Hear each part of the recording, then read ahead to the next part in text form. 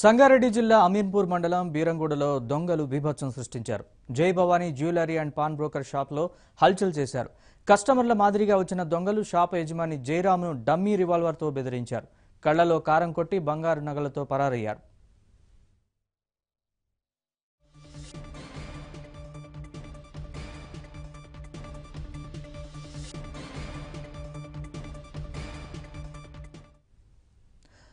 Beeramguda Monday market సమీపంలో ఉన్న Jai Bhavani jewellery and pawn broker షాప్లోకి ఓ మహిళ ఓ వ్యక్తి వచ్చారు. నగలు చూసినట్లే చూశారు. అంతలోనే యజమానిని బెదిరించారు. కళ్లలో కారం చల్లారు. డమ్మీ రివాల్వర్తో కొట్టారు. ఆ తర్వాత కేజీ బంగారు ఆభరణాలు 4 లక్షల నగదు బ్యాగుల్లోకి సర్దారు. వెంటనే అక్కడి నుంచి ఉడాయించారు.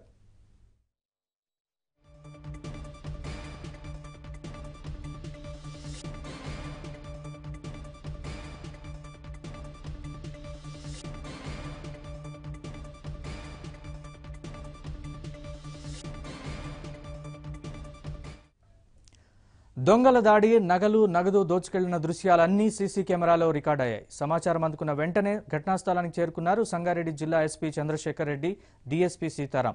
సీసీ ఫుటేజ్ని పరిశీలించారు. దొంగల కోసం పోలీస్ బృందాలు గాలింపు చేపట్టాయి.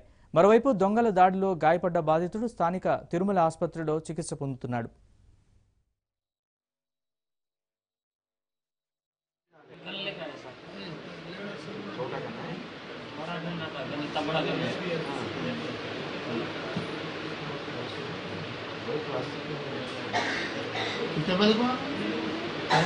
एक 30 को 8 को कुछ आए आके आइटम्स दिखाया दोनों ही चाय दो जन है इस टाइप पे कौन भी नहीं है उसमें। वो उसके बाद में और एक कस्टमर आया वो एक पैर का पाइल लिया वो लेके चले गया था। इन लोग पहले आइटम्स देके और आर्डर देने का भी है बोल के आर्डर कैटलॉग भी देके पूरा बुक बताया। उसके बाद में लेट और हम जा रहे बोल के मैं वो सामान अंदर लगाने गया पीछे पीछे अंदर आ गया। अंदर आके रूम बंद डोर लगा दिया। बैग लेकर आया अंदर आके मैं अंदर से वापस ऐसा रिवर्स हो रहा डोर बंद करके गन निकाल गया। गन लेके गन में छिन लिया उसके पास। मर्द आया लेडीज बाहरी था मर्द अकेले आया।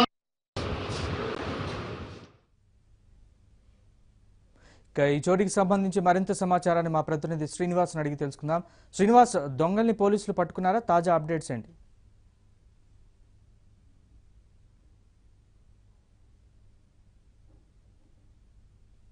శ్రీనివాస్,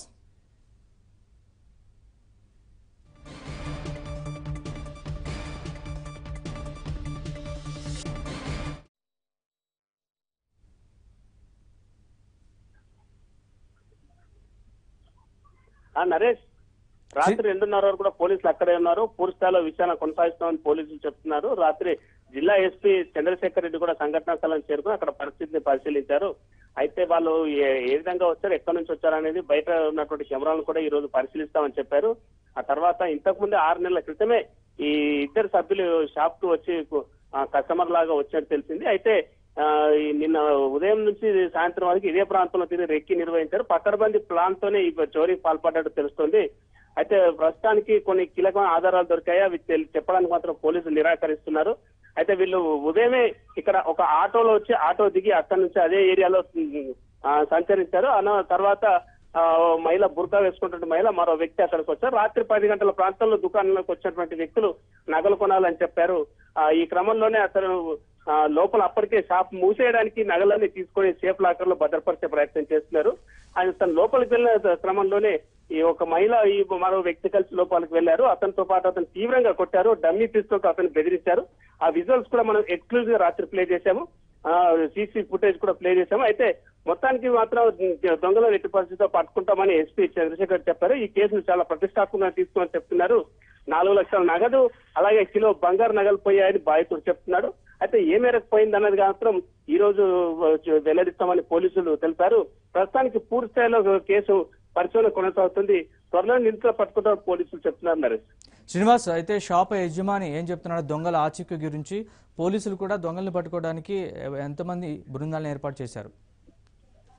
అయితే ఇప్పటికే 5 బృందాలను పోలీసులు ఏర్పాటు చేశారు. ఎక్కడి నుంచి వచ్చారు, ఎటువైపు వెళ్లారన్నది కూడా క్లియర్ గా తెలుసుకునే ప్రయత్నం చేస్తున్నారు.